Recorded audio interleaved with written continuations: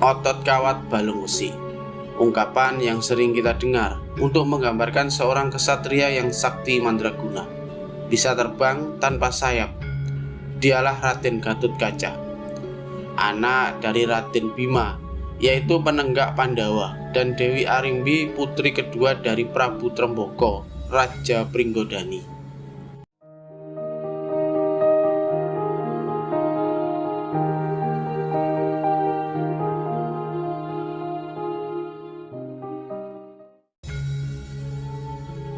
Dewi Arimbi, istri dari Raden Bima, telah melahirkan seorang bayi laki-laki tampan, namun mempunyai taring.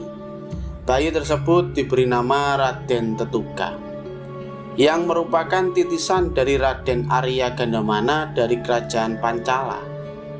Namun anehnya, saat Dewi Drupadi akan memotong tali pusar bayi Raden Tetuka, tali pusarnya sangat alot dan tidak bisa diputus.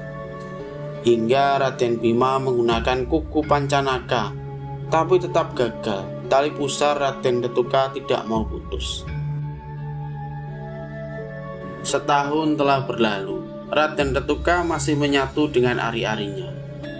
Karena merasa kasihan melihat keponakannya, Raden Permadi pergi bertapa di hutan Jatirokeh dan memohon kepada dewa untuk diberi pusaka guna memotong tali pusar dari Raden Tetuka. Batara Guru yang melihat ketekunan dari Raden Permadi mengutus Batara Narada untuk menyerahkan pusaka panah Kunta Druwasa dan busur Wijayadanu. Di hutan Jatirokeh ternyata bukan hanya Raden Permadi yang sedang bertapa, melainkan juga ada Adipati Karna, putra dari Batara Surya. Batara Surya yang mendengar bahwa Raden Permadi akan mendapatkan pusaka dari Batara Narada, mengatur siasat agar Adipati Karna yang mendapatkan pusaka tersebut. Dengan kelicikannya, Batara Surya dan Adipati Karna dapat merebut kedua pusaka tersebut. Batara Narada yang merasa ditipu menginginkan kedua pusaka tersebut dikembalikan.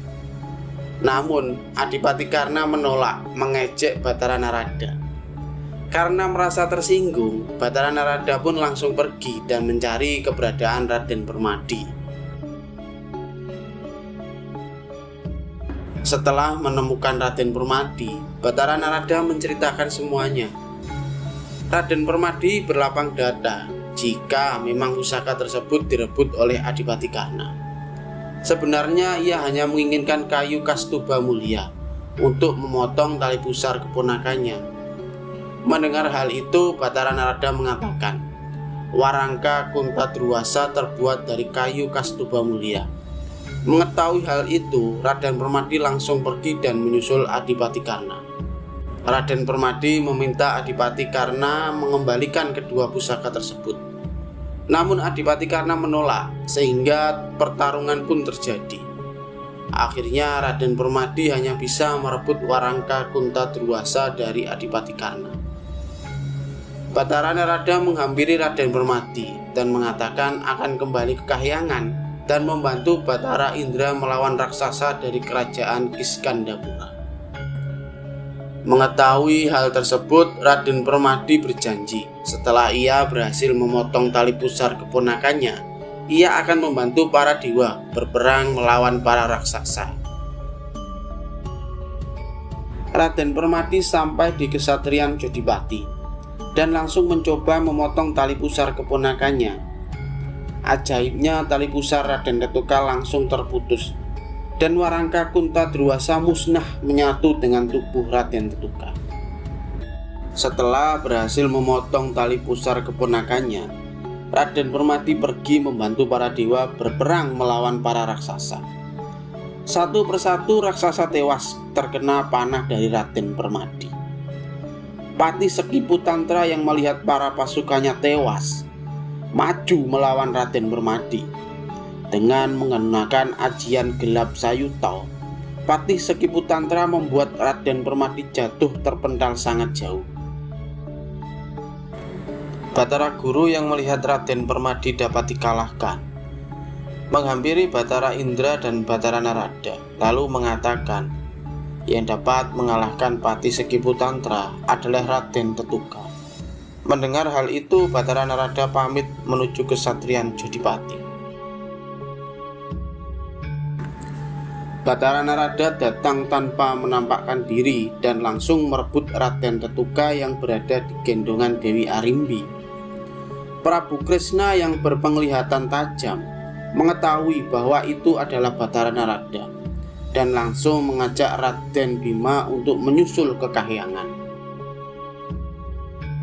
Lalu bayi tersebut diletakkan di depan Patih Sekiputantra dan Batara Narada berseru, "Apabila kamu bisa membunuh bayi ini, maka aku akan menyerahkan Dewi Supraba untuk dijadikan istri Prabu Kalapracona." Dengan wajah yang meremehkan, Patih Sekiputantra maju lalu memukul dan menendang tubuh Raden Tetuka. Namun bukannya mati, bayi Raden Tetuka itu malah membesar, bisa berlari dan melompat-lompat, seakan mengejek Patih Sekiputantra. Patih Sekiputantra yang merasa malu jika melawan seorang bayi, maka ia meminta Batara Narada untuk membesarkan bayi tersebut dengan kekuatan dewa.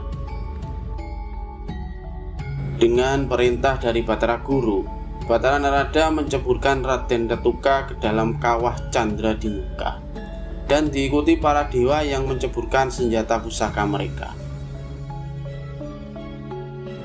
Tidak lama muncullah pemuda gagah perkasa dari kawah Candra di Muka yang merupakan wujud dewasa dari Raden Tetuka.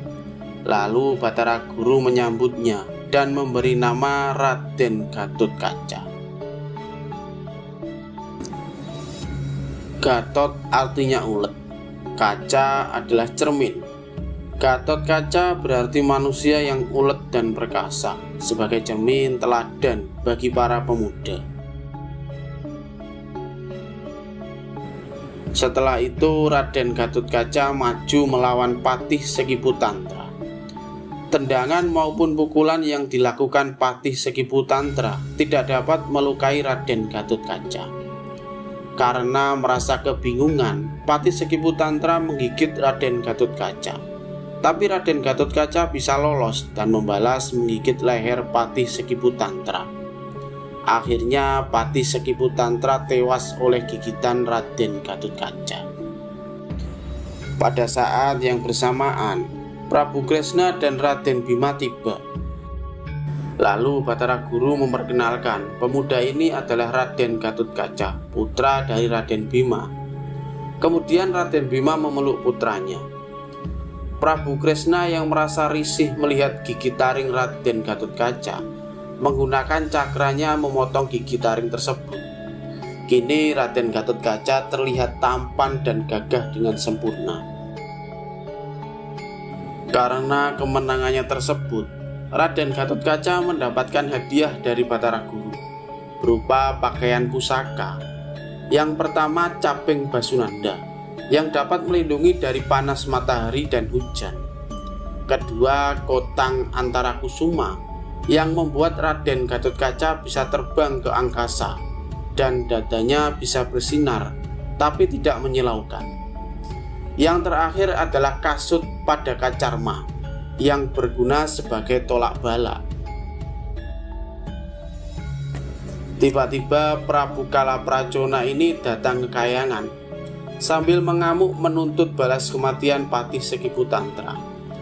Batara Guru memerintahkan Gatotkaca untuk menghadapi raksasa tersebut. Singkat cerita, terjadilah pertarungan antara keduanya, dan Prabu Kalapracona dapat dikalahkan Gatotkaca. Atas jasanya tersebut, Batara Guru berjanji kelak akan menjadikan Gatotkaca Raja Kahyangan walaupun hanya 1 hari. Setelah masalah di Kahyangan selesai, Raden Bima mengajak anaknya Gatotkaca pulang ke kesatrian Jodipati.